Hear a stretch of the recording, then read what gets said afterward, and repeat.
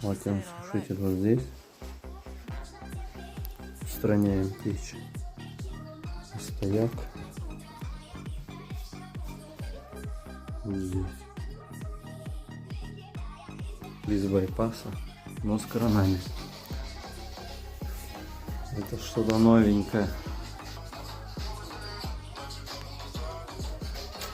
Такие дела.